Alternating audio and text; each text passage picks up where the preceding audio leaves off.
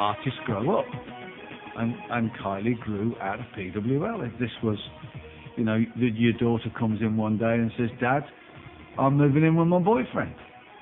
Kylie came in one day and said, Dad, I'm moving to Deconstruction. Off you go, kid. Best of luck. And I mean that. There was no animosity.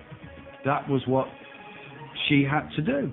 I think it's been something I've done throughout my career as well, where people go, what are you doing that for? Why are you leaving Neighbours? It's the #1 show.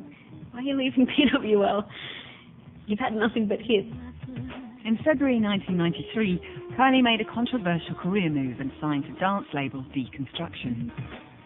I felt it was time to move on. I met with different record companies, but Deconstruction just seemed to be the most appealing at the time, and were offering to present me in a different light and give me the space to do something different. A definite sense of euphoria within BMG. I think that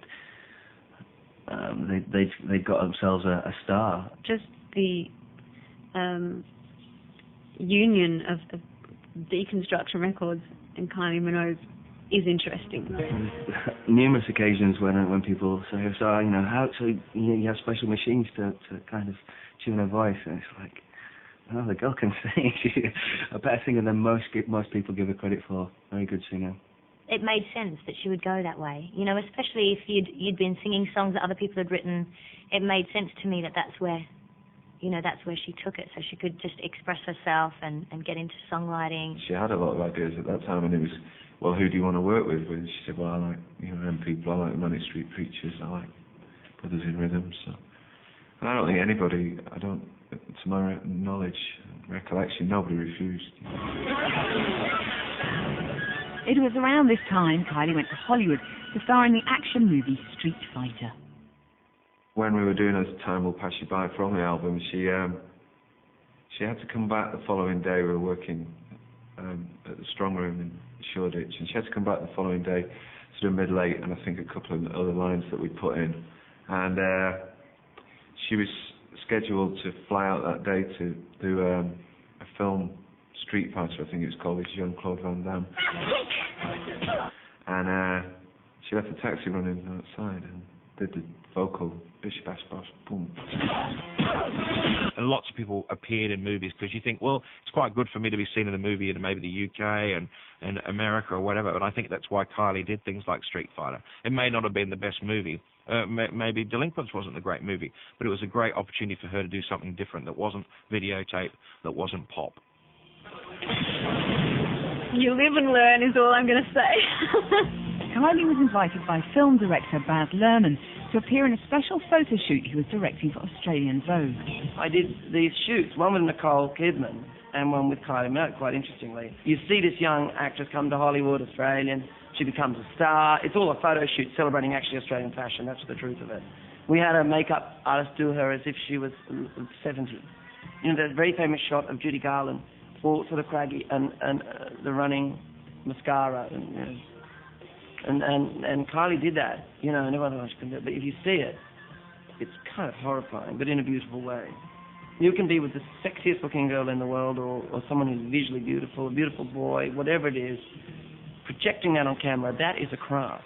And when you meet Kylie, you know, I mean, she's very beautiful in the flesh, but the person she is and the creature she creates on camera, that there's a distance there, you know, that is absolutely a magic, which is, even in all the work I've done, it's still quite mysterious. I understand the mechanics of it, but it's not something you can learn.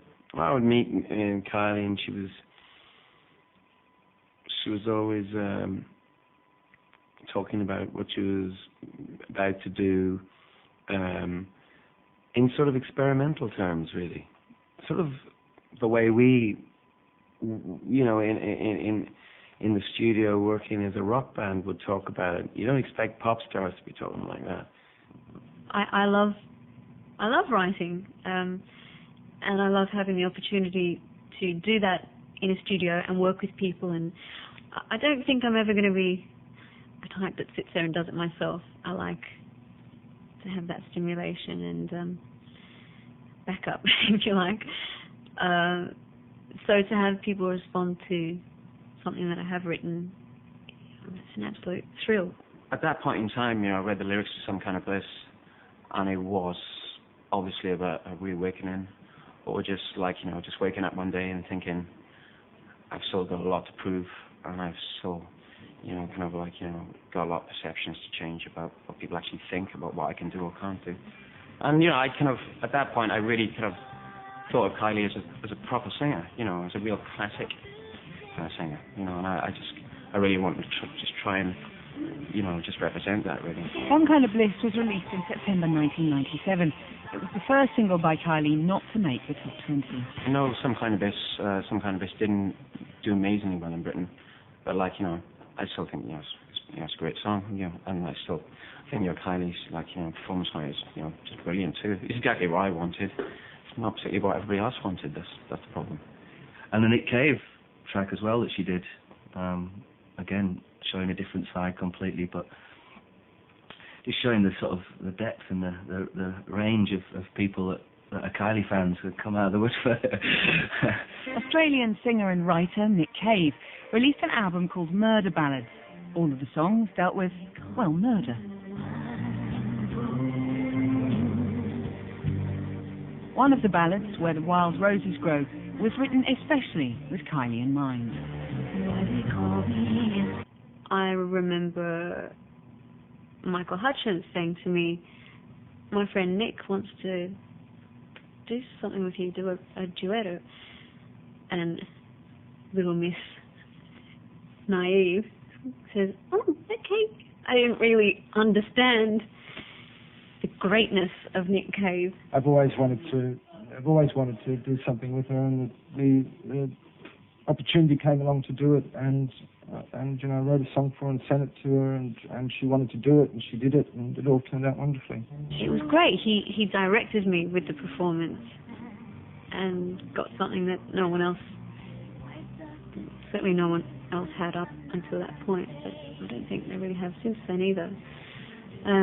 But so the recording, the video, the performances, his suggestion that I recite I Should Be So Lucky at the Poetry Olympics was another huge cathartic moment in my life. Kylie Minogue, ladies and gentlemen.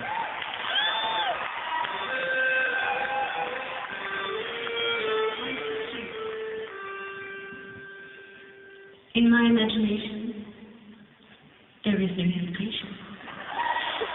I dream about you all the time. In my mind, it's a celebration, sweetest of sensations. Thinking you could be mine. A good song's a good song.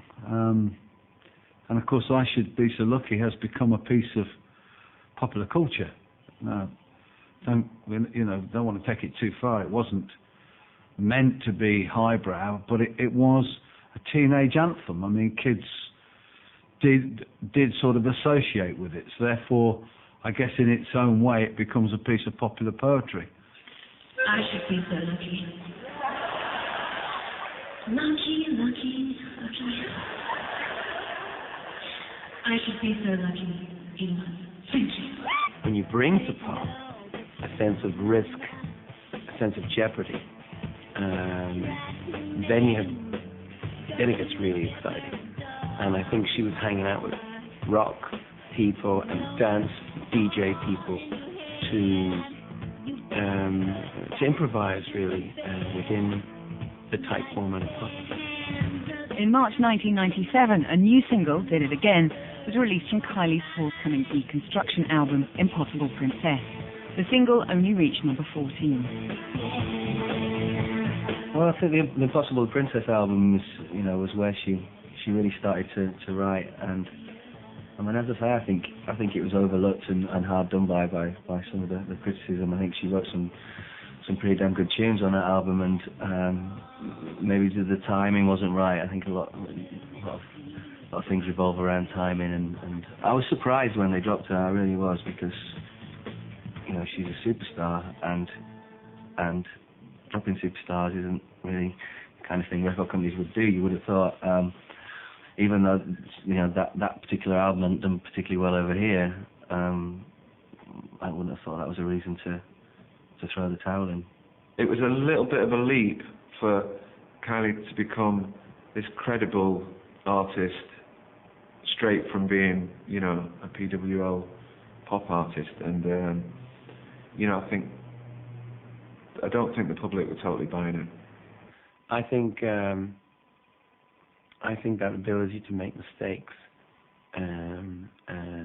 is actually just courage. When Impossible Princess didn't really do what we had expected, or not expected, hoped for,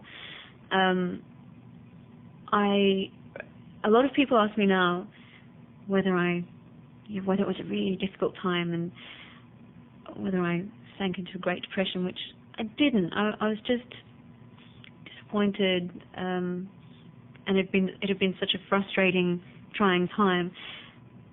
But I never felt that was it. It was a really simple feeling that it's not over. There's more to do. If you want